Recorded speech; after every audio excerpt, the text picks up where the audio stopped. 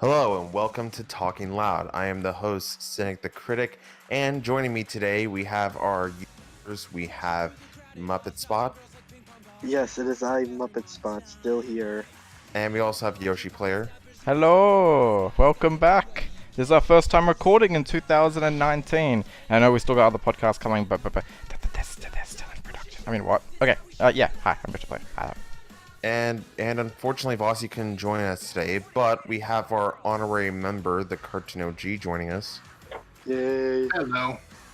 So for today's podcast, we're going to be talking about the first new episodes we got from the Loud House for Season 3, because we're still in Season 3, it's still not over yet, but we got our first new episodes of the year, so let's talk about them. The new episodes we got are Predictability, Driving Ambition, Home of the Fave, and Hero Today, Gone Tomorrow. So 4 new episodes, and then we got like another one coming up real soon, which is technically the season finale, even though we've got a few more episodes, but that would be Cooked, which we'll be talking about in the next podcast, so stay tuned for that. Are there any episodes out of order? I don't know. I hate it when they do that. It's just a habit. It's a habit Nickelodeon has. I don't know why. I guess they want to save particular episodes for certain points.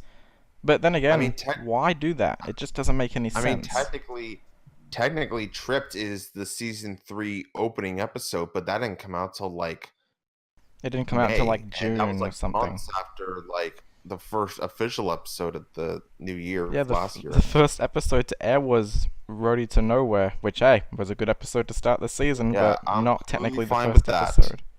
Even though from what I remember, Roadie to Nowhere was actually episode 3 of the show of season 3. Trip was the first episode, and I think I can't remember the Rabbit episode and Instagram were episode 2, and then Roadie to Nowhere was part A of episode 3. But anyway, let's not get off topic. Okay, so we're gonna talk about the first episode that we got for the new year, and that's Predictability. After discovering he has rituals, Lincoln worries he's predictable and vows to change it up. So, do you guys have rituals or like things that you have planned to do every single day? Aside from my usual day-to-day activities, like get up and just eat and do whatever, or take a walk. Well, if it's not raining, because it's raining in my area right now because it's winter, but well, every day for me pretty much plays out the same way. I think the only thing I have that's due to like a strict schedule is just when I go to work, since I work the same hours every work week. But aside from that, you have I think every single day plays out exactly the same for me. I just get up, have breakfast, brush my teeth, maybe have a snack later on, watch or play games, and then have lunch. Everyone comes home, we have dinner, bed. It's like it just plays out exactly the same. I'm like, wow, my life is boring. I mean, it's the same for me. I mean, I don't do everything the exact same time every single day, but day routine for me. Yeah. So I mean, for me, I kind of have a schedule of things that I just do on specific days because I'm in college and I'm trying to make sure that I get my schoolwork done, but I also have to make sure I get other things done as well. Like I gotta make sure like I get up at 6 and then I go to the gym like after like 20 minutes, and then I have to like make sure I go to breakfast after an hour, and then I have to like make sure I do homework at this certain time, and then that way I like had to calculate how much time it takes for me to get to my dorm to this certain class and all that sort of stuff. And then like when I have to go to bed, so that way I can get a full 8 hours, and then I don't end up oversleeping, and then I end up like missing out on going to the gym and whatnot. So like for me, like I could definitely understand like the idea for this plot, and I mean for me this isn't a bad idea for a story. I think that when you do get older, you do start to develop rituals and habits that you do every day, and things that you do just kind of come to expect because you just do them so often and whatnot.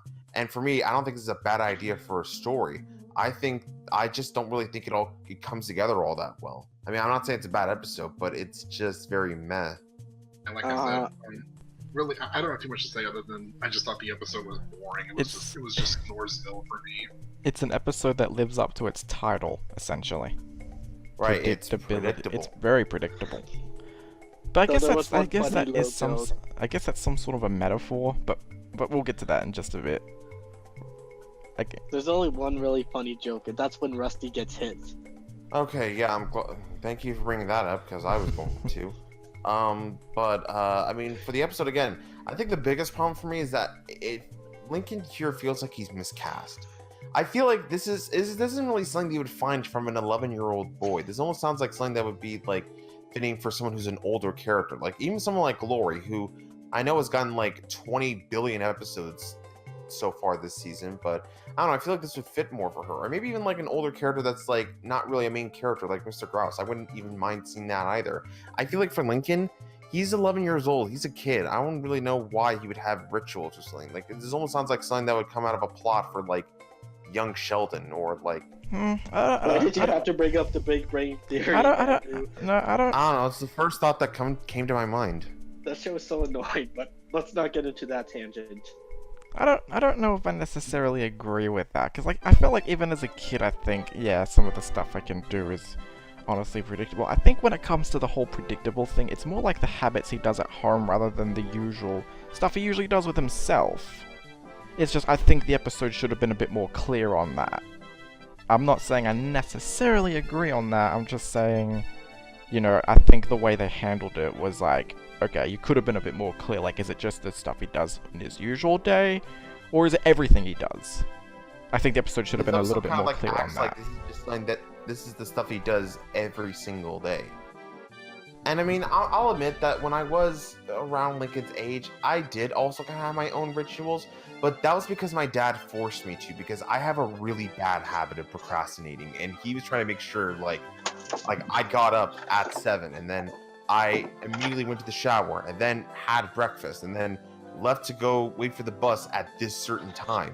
Like, he pretty much wanted to make sure, like, I didn't forget things, or I just put them off. I mean, as far as the rest of the episode goes, I mean, outside that Rusty joke, I thought the rest of the comedy here was very weak.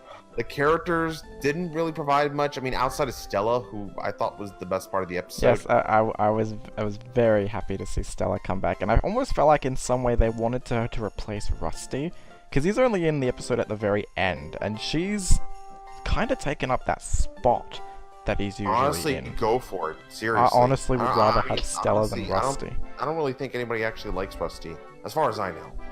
Well, And all the Rusty fans are crying right now. It's just I mean, sorry. I mean, if you like the character, that's cool. But I'm just saying, I just don't get his appeal. it's fine to like something. It's just doesn't mean we have to necessarily agree. Of course, we're not always right, but you know, it's just an opinion. But no, We're Russ. being subjective here, guys. Yeah, we're being subjective here, guys. Like, just calm down. Yeah, I know sometimes it can come out that way. Now let's get to the worst part of the episode, which was Clyde. Clyde. Oh Yeah. boy. Okay, so in this episode, Clyde is being very worried about Lincoln acting different. He's so clingy. It reminds me a lot of Ralph Breaks the Internet, with how Ralph is very clingy to Vanellope. But you know what? At least in that movie, even though I didn't think it was done well, it sort of made sense because you know she's a kid. He's like a big, strong man. It makes sense. In this episode, Clyde's just clingy for no reason. And I know Clyde and Lincoln are best friends and all, but this is also coming from the same kid who wanted to do all this extreme stuff in Snow Way Down. Like, to suddenly go from that to this, it feels jarring at worst. It feels like this is only done for a joke. It's just the problem is the joke is just really not funny. It actually feels like Clyde is like a couple to Lincoln. Oh my god, I mean, the gay jokes I could come up with this, they're just endless. But You know, maybe they're trying to build up to something, but I don't know. I mean, I mean, every time Clyde starts getting all nervous, like it's all Lincoln, it's just stupid. I mean, honestly, I don't have too much else to say about this episode, but I do want to bring up the dream sequence around the end. Because, like, that was one of the aspects that I think people were kind of talking about the most out of this episode. I mean, outside of the whole Stella thing, but the dream sequence towards the end and how, like, it's sort of become a meme almost in the community. Though that face is ugly. Right. I mean, yeah, the face, which many people have deemed as the next big meme for the fandom, which I mean, I haven't really seen much of, but okay. Lisa's right face was better. But all right, here's the thing I want to bring up is that, in a weird way, that scene almost kind of felt like a commentary about fans like us, who others deem as quote unquote too serious when it comes to taking this show. Like we're too harsh. Like we're no fun. Like we just judge episodes like way too critically and whatnot. Like we don't just like view them and have fun with them or whatnot. And this is sort of like Lincoln like doing all of like this new stuff, and the audience, which I guess is almost symbolically supposed to be us, is still saying that like we've seen this before. Like it's nothing that great or whatnot. Like it's not that original. And like Lincoln's still doing all this stuff and whatnot. In a weird way, that scene almost kind of felt like it's sort of like pointing a finger at us for like being too mean about this show or something like that. No, I don't want more shows to do commentary like another cartoon does nowadays. Right, I mean, which honestly doesn't really work. I mean, it didn't work in Fandom Pains, and it doesn't really work here either. Okay, Fandom Pains was an episode that was outdated before it even got made. Right. Or aired. If the show wants to point this stuff out, it needs to be more subtle about it. It can't just be like, oh, we've seen this before. Well, just looking at the title of the show, subtlety isn't exactly in the Loud House's favor. Or at least it used to be, but man, not anymore. Before anybody types in the comments saying like, I can't, like saying like we can't enjoy anything that's predictable and whatnot. We always want stories that are like all grand and creative and whatnot. That's not the case. We can enjoy an episode or a story per se that is predictable as long as the content itself is engaging. Like even if it's a story where we've seen it 100 times before, if we're invested in the situations that are going on and whatnot, and if the story can still keep things entertaining, then it's not going to be that much of a problem. It's just that with this, when you have a predictable story, you have to make sure like the content itself with the character interactions and whatnot, you still want to be engaged. And the problem is that it's not that engaging. So like I want to point that out just in case like anybody wants to like just say like we like can't enjoy a story that's predictable. Now I'm pinpointing like my reasoning as to how a predictable story can work. We have a predictable episode this week, right? Right. I mean, like all the episodes this week are predictable, and arguably, I'd say only one of them works. But anything else you guys want to add? I mean, I have nothing else to say about this episode. I don't know. This is a quirky thing I always like to point out. Maybe this is just the weird shipping kind of quirky guy I am, since I am sort of into that stuff. But I found it kind of cute how Stella was the first person Link would want to be partners with that wasn't Clyde. Like maybe I'm jumping to the conclusion too much, but I don't know. I still want to see something between these two. I mean, I don't want Stella in my heart to just kill that off. Like, no, I refuse to believe it. Come on, guys. I was right, still.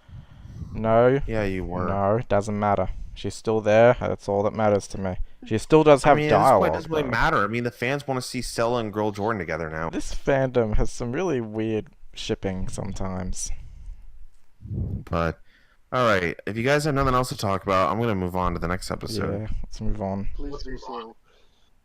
Okay, so the next episode is Driving Ambition, when Lori finds out that the golf coach from her dream college is coming to see her play.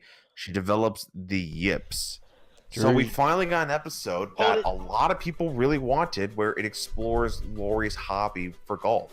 That's something a lot of people really wanted. Drew, you should have kept your mouth shut, because now we've got a Lori episode. Hold it. I want to bring up one thing. What's up? We should mention that this episode might have been a rewrite of what was the original idea for this episode. Oh, right. Yeah, apparently originally Carol was supposed to be in this episode.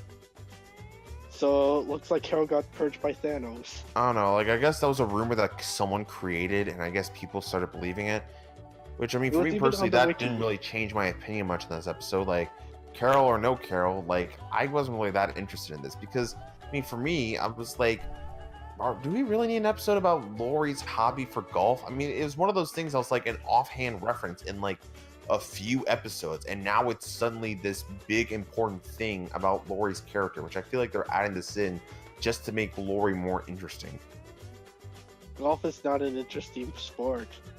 Unless you play mini golf. Right, it's not. And I'm not saying that to be a jerk and just assume that anybody who's into golf is boring. Like, you could still make that interesting if, again, like I said with the predictable part, if the content itself is engaging.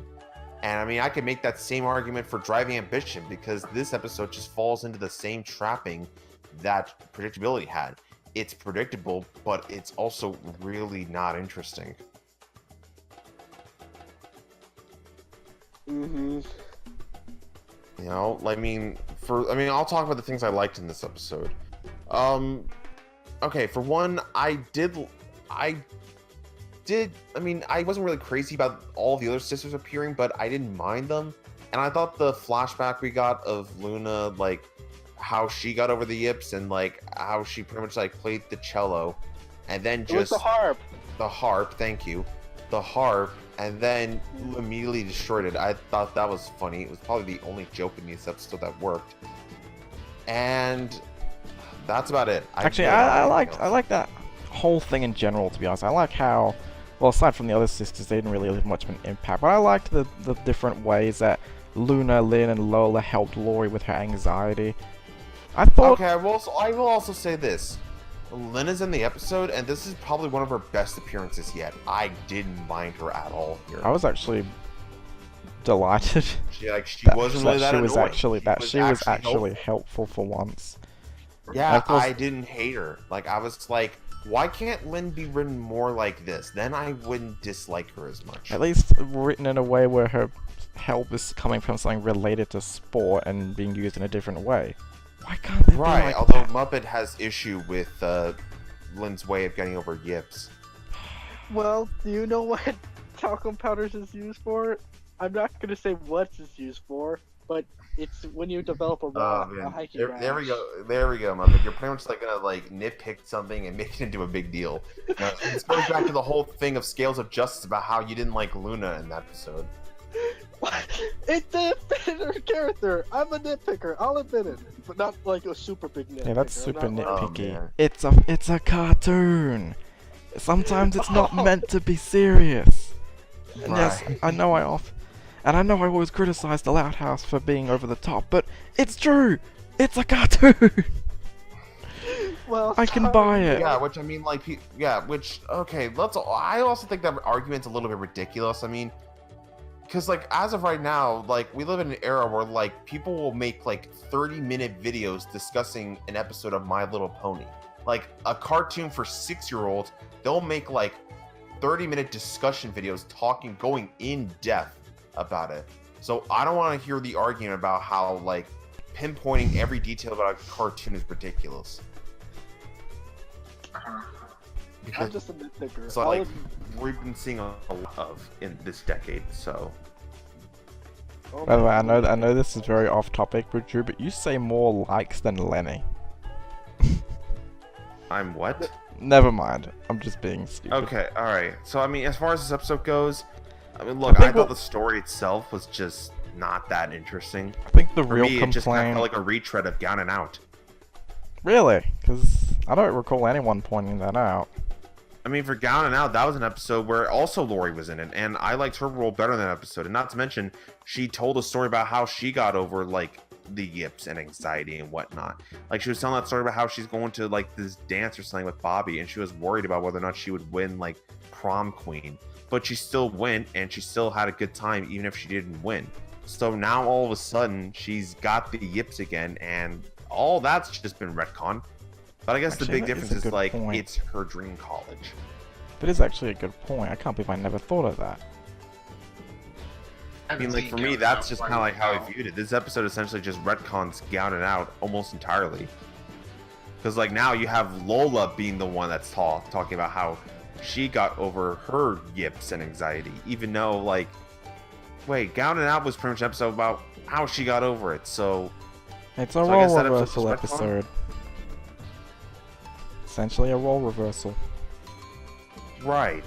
I guess so.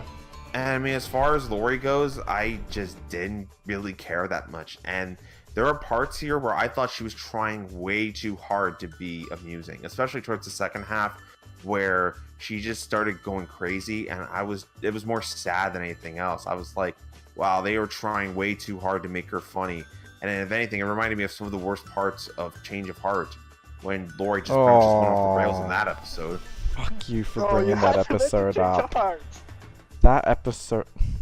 Fuck, that episode's so bad. I can't believe you brought that up. Oh, great. I hate I mean, that episode so much. But no, save my complaints for a different episode later. My biggest issue with this episode is the goddamn comedy. Because, you know how comedy. you mentioned how unfunny Lori is? Everything in this episode is so unfunny. Like, holy crap. This has to be one of the unfunniest episodes I've ever seen in the show. Not just this is some season of the 3. worst jokes in the Not entire just series. season 3. Period. Outright period. And that's because like most of the jokes here are all from Lincoln, who is in the episode. Who's in the episode? The reason why he's in the episode, he's in the episode for 2 reasons. One, he wants to be Lori's caddy so he can make some money off of it. Like he wants to learn how to be a caddy so that he can make money. Okay. And 2, he's in the episode because a lot of people love seeing Lincoln and Lori together. Like whenever an episode comes out with Lincoln and Lori together, many people just go nuts for it. They think that they're the best sibling pairing ever. But it's not the focus of the episode. So why? So how am I supposed to care? This isn't about them. It's about Lori. So I just don't feel anything when it comes to seeing them together. And that's coming from someone who absolutely loved seeing their bonding together in the waiting game, which is still probably the best Lincoln and Lori episode that they've ever had. I would say Fair to Remember, but I'm talking about more like how their relationship is handled. Right, we'll get to Lincoln in a little bit, but I think CartoonOG was trying to say something. Oh, okay. Yeah, I know you said nothing to do, but if I can bring up a positive with this, I did like the interactions that Lincoln and Lori have. I thought their interactions were kind of cute. I mean, I guess you can say they're kind of cute. It's just I really got nothing out of them. They were just like, well, okay. That was Because honestly, if you like, well, for me it's positive. I mean, I wasn't too big on this episode either, but I'm gonna go a bit easier on it than you guys will. So yeah, and then like we have like the message of the episode. yeah, like don't get me wrong, I didn't care for it either, but yeah, you see it as anything to like really complain about or anything. Right, and then we have like the message of the episode, which is again the same as Down and Out. It's like it's about like getting over anxiety, and there's also like having this message about like even if you failed something, you'll still have another opportunity in the future and whatnot. And my whole problem with this is like how all of this is executed. It's so cheesy and just really overly sentimental. It feels like a giant lie, where it feels like it pretty much wants to just like tell you whatever bad thing happens to you, like give you like a warm hug and just be like everything's gonna be okay. Like there'll be better things in the future. Like it just kind of like I might be coming off as kind of cynical here, but this is just I don't know. It just reads to me as just really phony. Okay, Daria. Yeah, I see what you mean. Personally, I think it would have worked better if she had lost, but I mean, for Down and Out, Lola lost. And yeah, like I think that would have actually And made that was the handled message. really well. It would have at least made the message of this episode a little bit more clear. Because if Lori Like, you're lost, not gonna always get everything you want in life. Exactly. That's just part as of long life. as you just have those good moments, that's all that matters. Not to mention having a backup plan is also very useful too. Yeah, like I said, even though I'm gonna go easier on this episode, I have to admit the bad ending. Oh my god, it's just it just feels so phoned in, and all I could think to myself is, oh man, I really wish that it had just ended in a way where she doesn't win the game, but she's still hopeful for the future, because that way at least it would have been more genuine. But the way it was done here was just phoned in and Right. So I mean, yeah, going back to Lincoln's role in the episode, like I honestly was just annoyed with the material that he was given for jokes. I mean, he's essentially playing the butt monkey, which from what I've seen, people aren't really bothered by that all that much. And my issue I have with this. I just ignore it. So. I mean, my issue I have with this is, well, two. One, he doesn't really deserve like any of the stuff that happens to him here. Like, he didn't really do anything wrong. I mean, yeah, he wants to help Lori so he can learn how to be a cat and make some money. But even then, like, it's nothing that terrible. And my second issue is like the jokes given to him where he is playing the role of the butt monkey are so cringy. Like, some of them don't even have a joke. Like, there's one moment where he walks up to pick up a golf ball, and then he's picked up by the windmill from his shirt. I'm like, what's the joke? It happens so suddenly. There's no joke there. It's just like, oh, Lincoln's like so stupid. Like, his shirt gets caught in the Ferris wheel. Like, there's really no joke there. And there's like also another one where Lori's trying to like putt a golf ball out of like a sand pit.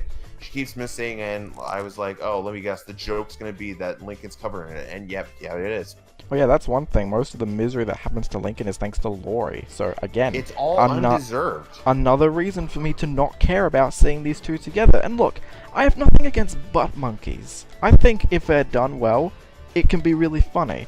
I have nothing against how it's handled. You got to give a reason for it. The reason old SpongeBob worked with how Squidward was being the butt monkey of most of the joke is because he deserved it. He was being a jerk to the characters, and so it made sense why all this bad stuff was happening to him. It was funny. Oh yeah, that's one thing. At least it was funny. But here, not only is it not funny, but I just don't feel like Lincoln deserves it. Maybe this is just me being a soft head, but still, it just didn't feel right to me. And I've had a lot of experience when it comes to writing characters that are essentially butt monkeys. I've done it before in Styx. I'm sure I'm probably going to do it at some point during Ordinary Girl. But you just gotta make it. And I know what you say, like, Lincoln, he's doing this because he wants to make money when he gets this job someday, but that's for the future. Think about now. He's assisting. He's learning how to do this. So how does that make it any more deserving? It doesn't. At least to me. It's not like he was being a greedy jerk or anything. Exactly, he just simply wanted to be an assistant just to learn how to do it. He didn't seem greedy at all. If he did, this would be deserving, but it's not deserving.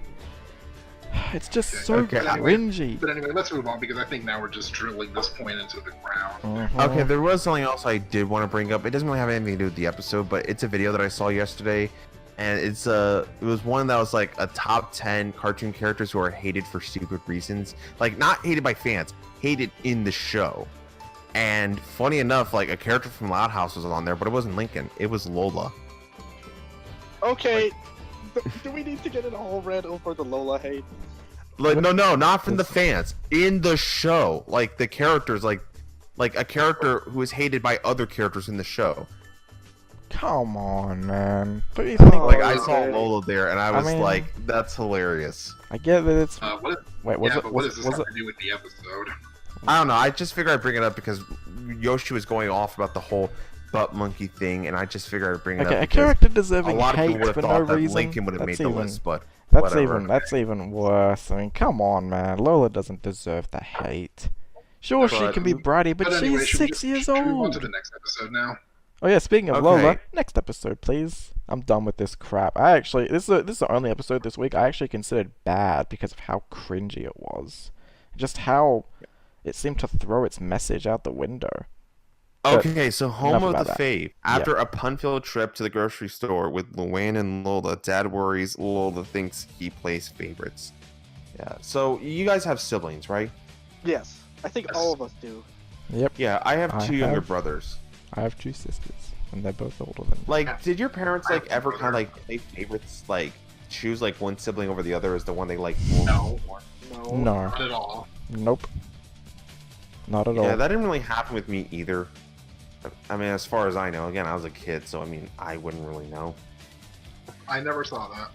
Yeah, I mean, I just bring this up because I feel like for this plot for the episode, it is actually an interesting idea. Is like playing favorites of like when you have multiple siblings, like some of them might get the idea that one is favored over the other and whatnot.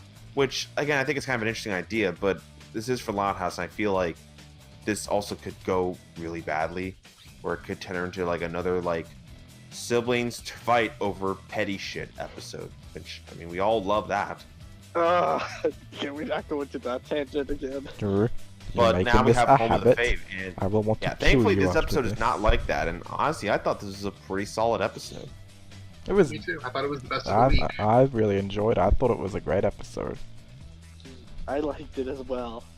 So there was one thing I have to mention. It's a nitpick. What? The whole. Shut up, Yoshi. Here we go again. Gee, what's it What's gonna be your this nitpick? time? It was the beginning with Luann and her punditry with Lynn Sr. Okay. Okay, yeah. That's more or less a nitpick. I think that's an issue that I think we all have with the episode. It's like the first minute or two. And I I mean, don't. it's not that long, but All I I mean, can- this is coming from someone who doesn't mind puns most of the time. But oh my god, was that so cringy? I was even upset that they turned one of the puns into a reference to gas humor. Okay, yeah, that was cringy. I mean, the first minute or two of this episode had me worried because it essentially opened with Lincoln slipping on a banana peel and then having eggs on him, and I'm like, oh no, please don't go in this direction. Thankfully, it doesn't. And okay, yeah, the first minute or two, like when they're at the grocery store making those puns, it was cringy, but at the very least, it was intentionally cringy. Like, at least you could tell other characters knew, like, this is really annoying. Luckily, it doesn't So, I last mean, that I can at long, least but like- say but I like- didn't but like hate I it. Yeah, but like I said though, but like I said, the part where Senior makes that one pun and he turns into a reference to gas, and we're like, I thought it was like, oh god, he's not gonna fart, is he? Thank God he didn't. But if he had, that would have just upset me. So, I mean, for one, I was surprised that Luann and Lola don't get that much to do. If anything, this is more of a Lynn Singer episode. Even though they're mentioned in the plot, but And they're more and, side characters. And Back I all the actually wasn't siblings. expecting all the sisters to get involved, and there actually wasn't a whole lot of Lynn Senior Lola interacting as I thought there would be. That was just for that one sequence. Right. Yeah, and yeah, which I mean, I'm fine with. I wasn't really bothered by it all that much. And throughout the rest of the episode, I did enjoy it. I think Lynn Singer did a lot to carry this episode, and he did really well. Especially during that scene of where he's like spending the day with Lola. Like, I thought that whole scene was like really adorable. Lynn Senior is the best princess ever. And then we Like- also get like a flashback of him as a kid, and like his parents are explaining like he had siblings and like his dad would play favorites and whatnot, and like he enjoyed cooking, but like his dad wasn't really into that, and he'd rather go do things with his, like his his older brother, I don't one of his remember. brothers. And then like of course like he gets locked out of the house, and that's how the whole like dang it catchphrase like started. Actually, I just hope we never see an episode with Lynn Senior's other siblings. I don't think we will, but we'll see. Yeah, and then after that whole thing, like that's when like Lynn Senior starts spending time with all the other siblings, because then he's worried that they're gonna think like they're being left out, and like he doesn't care about them as much. And that's where I do kind of have to. That's where I do kind of have like my first issue with the episode. It is a little bit repetitive. I feel like a lot of these scenes just kind of feel like they have a lot of the same setup and same results of what we get or whatnot. It didn't bother me too much, but I'll admit it did get a little bit repetitive. And it kind of felt like it was just there to fill out time.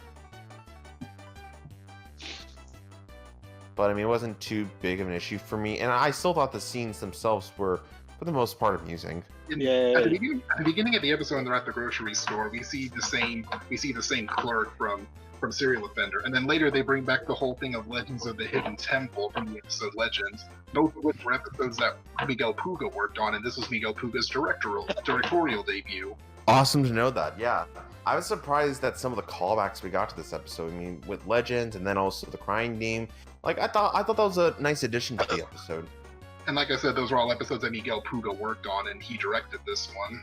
Yeah, which I give him props for what he did here. He did a nice job here. And I also liked the ending here where, like, Lynn Singer admits, like he was worried that, like, the siblings would catch on that he's playing favorites, which they end up admitting, like, you know, we don't think you're playing favorites. And then, like, they end up, like, giving reasons of, like, why, like, he would think that.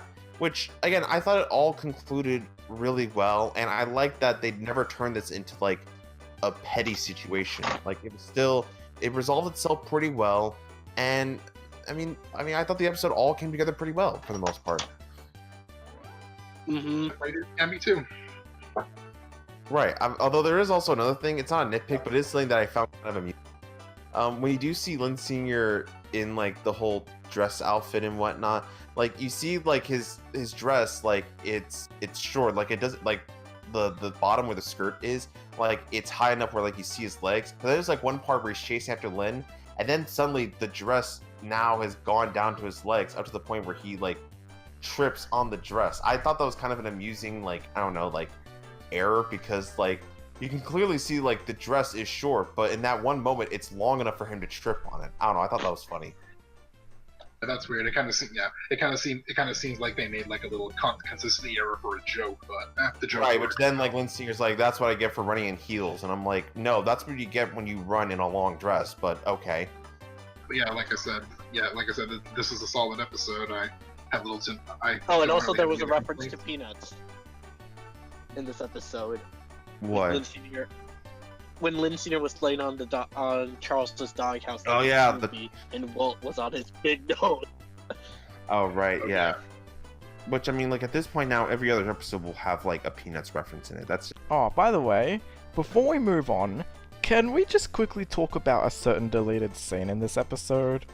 Okay, thank you for bringing that up. There is like one storyboard thing that was cut out from the episode. The pet cemetery? Yes, the pet cemetery. Three jokes that were cut out that probably saved the episode. Which one? Yeah. What? I only heard about the cemetery one. Yeah, that's like the one where like after Rita mentions the whole pony thing, then there was supposed to be like a cutaway gag showing like the grave of that pony. Yeah, not just that, but also graves for a bunch of Geos. I'm like, holy crap! How many hamsters did? No, man, that was kind of dark. That was very dark. I don't know if that would have fit for this show. It's so funny. I say kind of dark, and then you say very dark. So we clearly have different viewpoints on what's considered dark. Dark ass, please. There was two other ones. One where Lenny was cutting Lisa's meat with her hand. Okay, yeah, that was kind of stupid.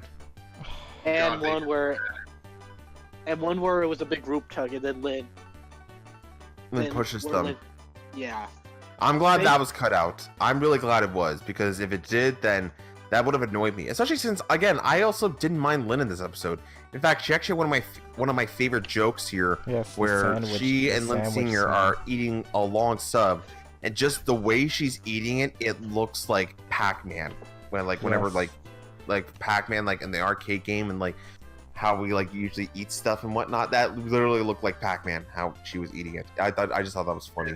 Yeah, it's funny how the best joke from Lynn is a visual joke and nothing that she actually says. Maybe they should do that more often. Just not with gross out, please.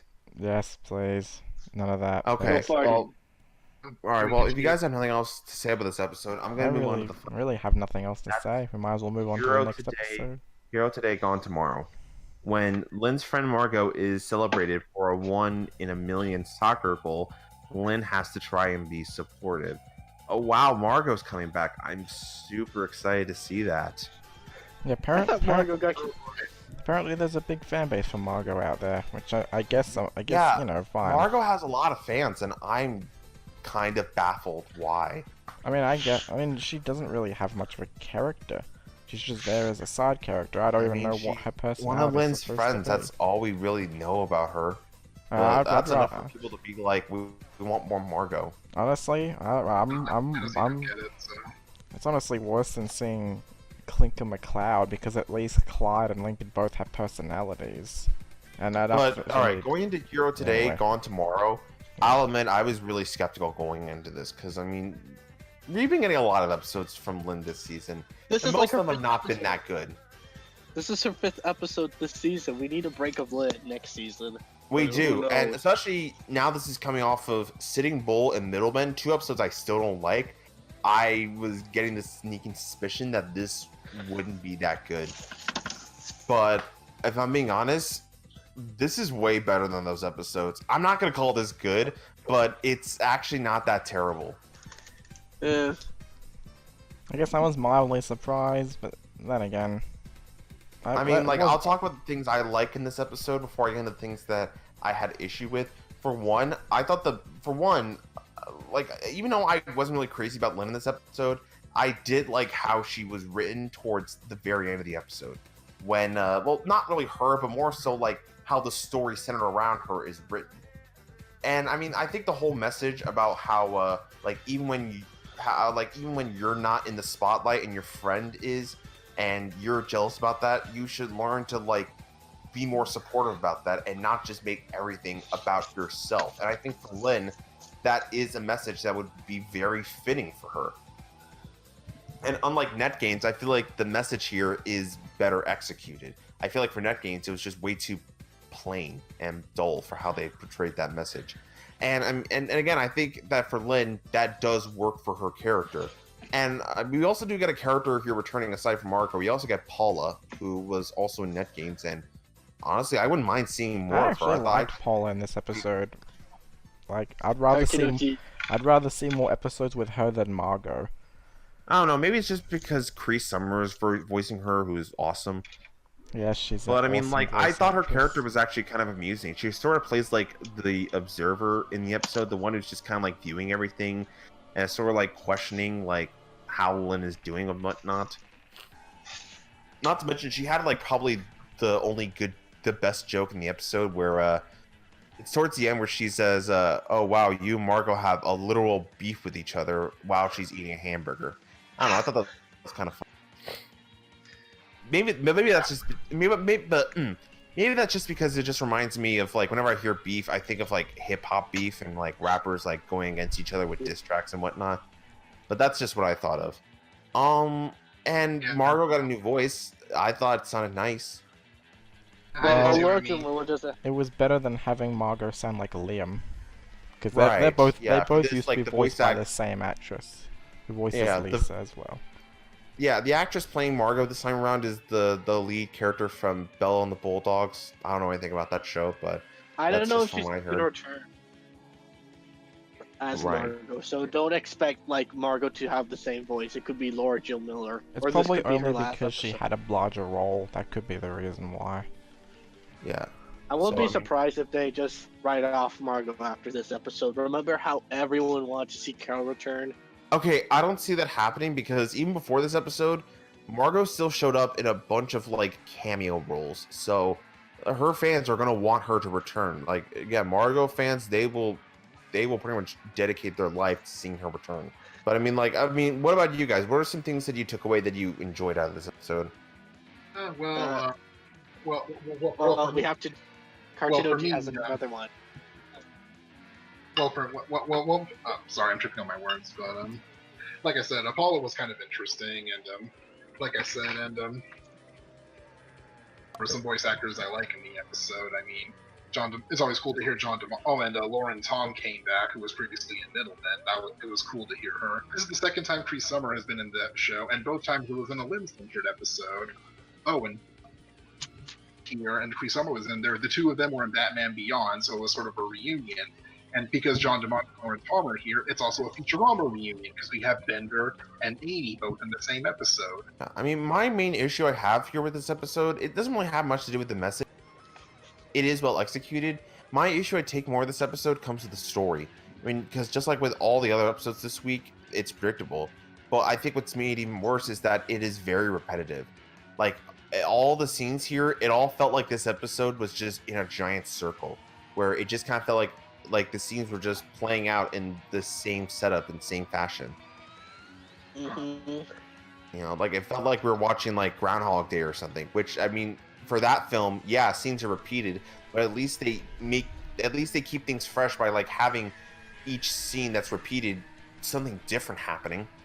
You know, like with this episode, it's pretty much like, as you said, a circle. Like at the beginning, Lynn's getting a bunch of praise and popularity from all these people. Then Margot gets a good goal, and then the exact same thing happens to her. All this, it just keeps going back and forth over and over again. It is so repetitive, and there's nothing new to it other than a different character getting all the praise. Right, it's either Margot getting a lot of praise and Lynn getting annoyed by it with each passing scene, or Lynn is essentially getting praised by a lot of people, and that happens like at the very beginning and then like towards the end. And I'll admit, like the first 2 minutes of this episode, I was getting super annoyed because it's like, well, part of it also comes down to the fact that the town apparently really loves like soccer. And like Not another boy's a bummer. Like they really love soccer, like so much so like whenever like somebody like wins for their town, they'll like change an item on the Burp and Burger menu just to like to their name. Like you pretty much won the game for our town. This item is now the Lintastic sandwich, or I don't know what it was called. Yeah, that was just really dumb. I mean, this is the thing I don't get. I mean, do local towns really care that much about the kids' sports teams? Because It's No! such a It's 90s sports I mean, cliche. No, I mean- actually, they hate sports teams more. If anything, they're rude at restaurants and everything. Right. They hate sports teams more. They don't give big tips. It's actually the opposite. They're like, oh god, it's the local little league or something. yeah, like I said, that whole thing of how the town seems to care so much about like the little league, like kids' sports teams. I mean, that's just so ridiculous. I mean, And it's not even that funny either. Like it's just there was something that reminded me of. I'm not going to bring it up. So It reminded me of that crappy Simpsons episode, "The Boy's a Bummer." Mm-hmm. And Except then- it's very much the and reverse. essentially like, and like all this is really done, but for me, what gets annoying is just like everyone just praising Lynn and just talking about how awesome she is. Like she's so amazing at sports. Like she gets all this like praise and all this free stuff. And I mean, this just might be because I just don't like Lynn, but I kind of found it annoying because I'm like, all right, it's been 3 seasons and it's been like 3 years. We know Lynn is great at sports and that people love her for that. Why do we need another episode reminding us of that? I don't know. But I mean, so yeah, and again, like I think the issue I have with it is just like again, it just makes every other character here look completely ridiculous. There's even a scene where Lynn goes home and then Lincoln's here, and that scene literally felt pointless. It felt like it was only there just to, I don't know, make the episode a little bit different by like not having the same scene over and over again. But again, it just made that scene pointless because I'm like, what does this add? And besides, why does Lincoln even Lincoln need ha- to be in the episode? It's not Since like his Role he's literally being couldn't be replaced by anybody else. I mean, it could have just been. It could have I just think been. it would. It could have just been Lynn going to Paula again, but this time she's actually being honest with her that she's jealous of Margot. Right. I said Lincoln was pointless. He had no reason to be in this episode. Pretty much. And then like we come to the whole aspect of like Lynn and Margot and the scenes with them together, and I'll be honest, I don't get the appeal of these two. And I don't get why so many people want to see them together beyond the whole thing of like they get along. I mean, I did like that Margot was pretty much like I did like that towards the end Margot was essentially like telling straight to Lynn's face like I don't remember what she said, but she was essentially calling her out for her bullshit and was like pretty much like telling her like just saying like what Lynn was doing was wrong and that she's essentially just hogging the spotlight again because she can't accept the fact that she got some attention when it wasn't her. I liked that part, and that was like the one part from Margot in this episode that I liked because otherwise I found her character really bland. I mean, sure, she doesn't act all that egotistical, but that doesn't really make her that doesn't really add much to her character, other than that she's humble. Oh, well, just be happy she's not a Lynn clone. Yeah, I guess that's true. But for me, if Yeah. she never returned in the series, I really wouldn't complain. Well, then she's another one of Thanos' purges, along with Carol, Maggie, and Rocky. I mean, we'll have to see. I mean, because, yeah, again, I don't think this is a terrible episode. I think this episode is surprisingly okay. And I could and just like with Middlemen, I completely get why a lot of people do like this episode. I'm just saying it's just not really an episode I love. And I've said it before, and I stand by what I said before, that I just don't really think Lynn is ever going to put out an episode that I will say I really enjoyed. Because, again, it's been 3 years, 3 seasons, nothing has really changed as far as my opinion on her goes. Still, I Yeah. like to be proven wrong. I would love to be proven wrong if we do get a good episode about Lynn, but it may happen. You never know. All we can do is. For me, I don't really think that's gonna happen. That's okay, and I'm not gonna hate anybody who likes Lynn. I'm just saying she's just not a character for me. Some people just like characters for different reasons, and some just don't find them appealing, and that's just Lynn for me. I've been giving her chance after chance to just be like, all right, maybe this time she'll prove me wrong, and I'll like her in this episode. Still hasn't. Still, I like to be proven wrong, but we can only wait. Until then, it was an alright attempt, guys, I guess. I mean, I don't have much else to say. Anything else you guys want to talk about with this episode? Yeah, Really, No. like I said, I'll probably forget about it. Like I was said, sort the of best meant thing to be for me a was that it had segue. some voice actors I liked, but that's about it. So should we move on to ratings now? All right, so yeah, that was our new episodes we got, and not a lot stood out for me. Nothing great, but nothing terrible. For me, for my favorite episode of the week, best of the week for me will go to Home of the Fave. For me, I thought that was the easy standout. It was a pretty solid episode. It was enjoyable. Not great, but it was still pretty enjoyable. And then as far as worst of the week, I was going back and forth between Predictability and Driving Ambition, but I'm going to give more of the edge to Driving Ambition, mainly because I just feel like the comedy really wore off on me on that episode. So, all right, Yoshi? Oh, that's right. Volsy usually goes first. I'm so used to that. Okay, so my best of the week, it's a pretty easy choice. It was Home of the Fave. I actually found it a great episode, not just good, but then again, I'll take anything great. Honorable mention, I'm going to give it to Hero Today, Gone Tomorrow. Not bad, but also not good per se. It was alright. Probably one of Lynn's better episodes. But then again, there's also Net Gains, which I thought was okay as well. Worst of the week, that is Driving Ambition. The only episode this week I genuinely found outright bad, because it was so cringy, and I just didn't really care about anyone. And yeah, just honorable mention, that goes to Predictability. Like I said at the beginning of this podcast, it lives up to its title. It's bloody predictable. Yes! Damn it, I was gonna say Alright. Okay, Muppet? Alright, best of the week obviously is Home of the Fave. And I want to mention this, but I got to meet Miguel Puga at a convention and he signed my Loud House book. But anyway, enough about that. Worst of the week, Predictability. That's all I got. Alright. CynicTheCritic? And like you guys, best of the week, Home of the Fave. It was surprisingly pretty good, and I had a good time with it. I had a few nitpicks, but not enough to make the episode bad whatsoever. For worst episode, it's really hard to say because I didn't hate any of these episodes, but I'm probably gonna forget most of them. So I don't know. I guess I'll just go with Predictability because my god, did that episode bore the hell out of me. And that's it. That's our episode of Talking Loud. Next time we're going to be talking about the episode Cooked, which just like what we did with really loud music and the Thanksgiving episode. It's essentially just going to be us doing a breakdown of everything about that episode. And then, so after that, there's 4 episodes left in season 3, and hopefully they'll all be a part of Racing the bomb. Hearts. Come on, guys! I want that episode so badly.